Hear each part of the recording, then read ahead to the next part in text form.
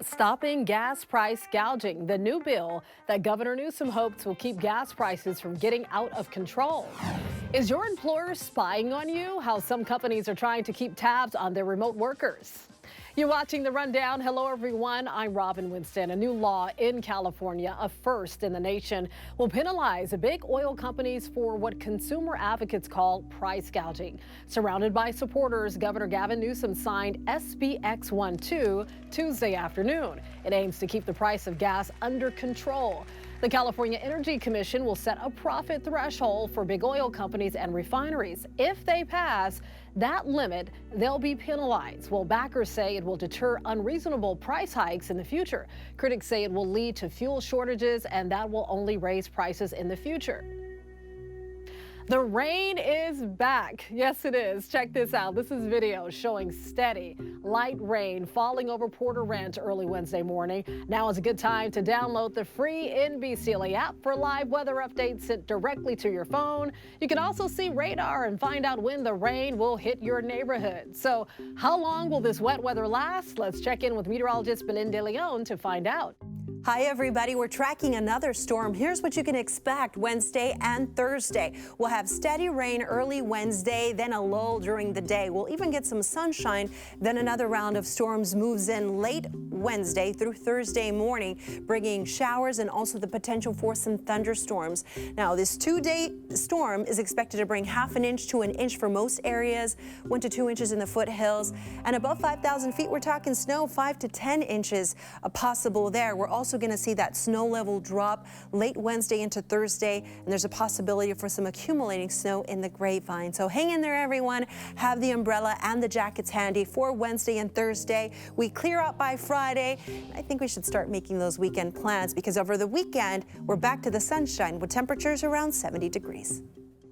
Body camera footage released by police shows the moments officers confronted and killed the shooter of the Covenant School in Nashville, Tennessee. We want to warn you, the images may be disturbing to watch. Go, go, go, go. The edited 6-minute-long video shows officers rushing into the school. Monday's mass killing was carried out by a former student who police say was being treated for an undisclosed emotional disorder. Police revealed she was able to legally buy 7 weapons, 3 of which were used in the shooting. We're learning more about the tragic fire at a migration center in Juarez near the U.S.-Mexico border. Surveillance video from inside the facility shows migrants trapped in locked cells as the fire erupts. You can actually see a guard walking away, making no apparent attempt to free the men. Mexico's president said this started during a protest. He said detainees set mattresses on fire after hearing they were going to be deported. 38 people died and 30 others were hurt. Officials had previously reported 40 deaths. Border and human rights advocates are demanding an independent investigation. The number of homicides dropped last year in Los Angeles to 382. That's 5% fewer than 2021. Chief Michael Moore credited the hard work of his officers and investigators as a part of the reason for the decrease. He also recognized the community in general for working with law enforcement and providing information. We also learned that the weapons used in 75% of homicides were guns. More than any other crime, we recognize that homicides devastate communities. It grips people with fear. It causes immeasurable damage to families, friends, and loved ones. LAPD devotes extraordinary resources in both personnel and technology to solve these heinous crimes. The LAPD has a new website which includes any progress made by investigators in homicide cases. LAUSD service workers are getting ready to vote on their new proposed contract. 30,000 union members will cast ballots starting next week. We're expected to learn the results on Saturday, April 8th. The LAUSD Board of Education must also approve it. Members have a meeting April 18th. The tentative deal was reached following the 3-day strike among bus drivers, custodians, cafeteria workers, special education aides, and others. It includes retroactive raises, bonuses, and paid health benefits. A business owner in North Hollywood says he could lose everything, all because of a SWAT raid. So last summer, a man barricaded himself inside a printing business on Lake Christian Boulevard. Getting him out caused a lot of damage. The owner tells us the raid, conducted by several different law enforcement agencies, left his shop in shambles. He says the fugitive punched holes in the walls and the ceiling. His carpet, paper, and expensive machinery was all destroyed by tear gas. 7 months later, he says he's struggling to stay afloat financially, and nobody wants to take responsibility for what happened.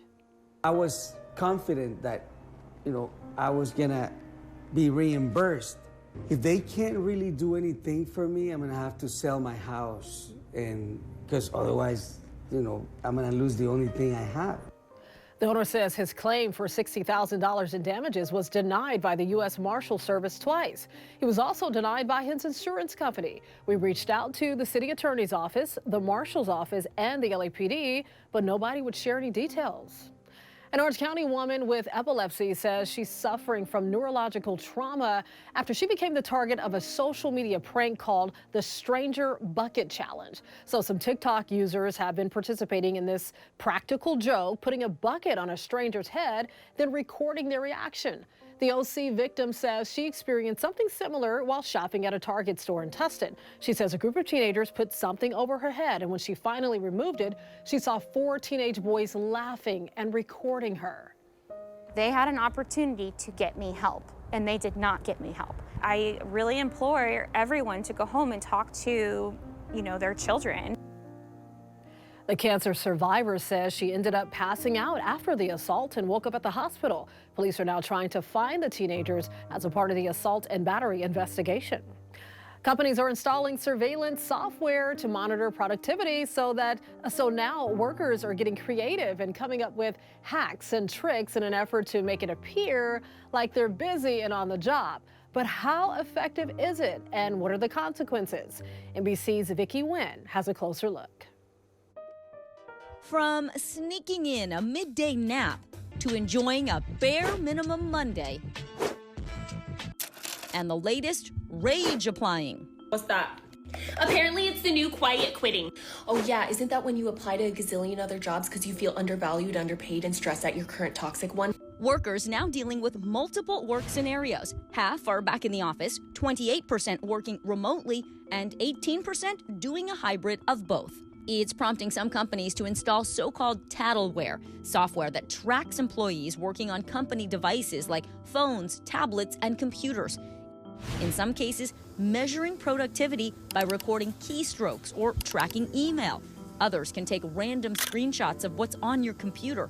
And some can even take photos of you using the computer's built-in camera. Monitoring software is a billion-dollar industry, expected to double by 2030. I think employers feel increasingly out of control of the workforce. J.S. Nelson is a professor of law at Harvard and Villanova, specializing in workplace surveillance and management. How worried should workers be? Well, you know your company. Is this being used in some way to supplement the information that the employer needs somehow? Or really is this an excuse for poor management? Nelson points to common tricks popular on social media, like this mouse jiggler with a rotating base, or this USB dongle and this free software, all designed to keep the cursor randomly moving across the screen. Nelson says these products are often marketed as undetectable to IT departments. It's not true. No, that's not true. If you're a worker who is caught using some of this technology, what can happen? You could be fired. Can your employer penalize you financially? It depends on what kind of contract you've signed and what the agreement is with the employer.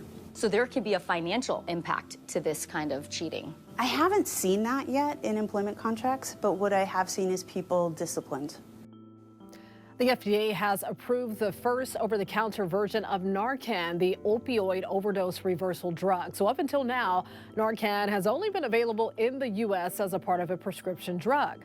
The over-the-counter version of Narcan will be sold as a single dose given as a nasal spray. The manufacturer estimates it'll be available late summer. Drug overdose is the leading cause of accidental death in the United States. The move is expected to increase access to the life-saving medication. However, the drug maker has not revealed how much the over-the-counter medication will actually cost. Apple introduced its Buy Now, Pay Later service. It'll let users split big purchases into 4 payments spread out over 6 weeks with no interest or fees. Users can apply for loans between $50 and $1,000, which can be used for online and in-app purchases anywhere that accepts Apple Pay. Since the start of the pandemic, the Buy Now, Pay Later option has boomed, especially among younger and low-income consumers who may not have access to traditional credit. Some of LA's richest homeowners are looking to sell their homes before the controversial mansion tax kicks in. So it goes into effect April 1st on Saturday. The mansion tax imposes a 4% tax on property sales above $5 million and a 5.5% tax on homes above the $10 million mark, and the seller has to pay. Money from the tax will fund affordable housing projects in the city of LA.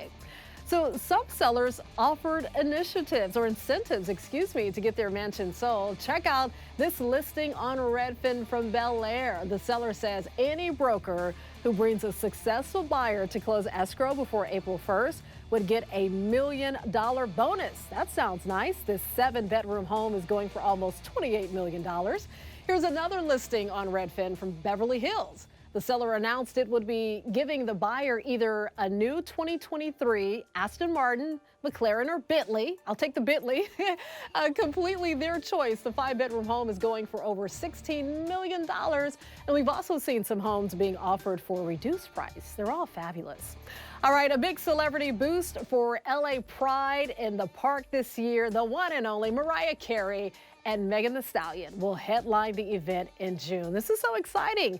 The multi-stage event will expand to a 2-day concert this year. Megan will perform on June 9th and Mariah on the 10th at the LA State Historic Park. Additional artists will be announced at a later date. It's going to be fun. It's common for some animals to be adopted together as a pair, like, sister kittens or brother dogs. But one shelter is hoping to find a home that can adopt a dog as well as a goat. Yes, they come together because they are inseparable best friends. That goat is Cinnamon, and the dog is Cinnamon's best pal, Felix. So they've been playing, eating, and napping together since arriving at their shelter in North Carolina. Cinnamon and Felix may seem like an unlikely pair, but shelter staffers say it totally makes sense because dogs and goats are both social animals, and they believe what would be best for their well-being is just to keep them together. The shelter plans to reevaluate the adoption options if a suitable rescue home isn't found for the pets by the end of this month. Let's keep our fingers crossed. I think it's going to happen. You can always get news and weather updates on the NBCLA app and our website, NBCLA.com, and be sure to tune into Today in LA on NBC4 weekdays 4 to 7 a.m. I'll be helping you get around with the traffic reports throughout your morning commute. I'll see you next time on The Rundown.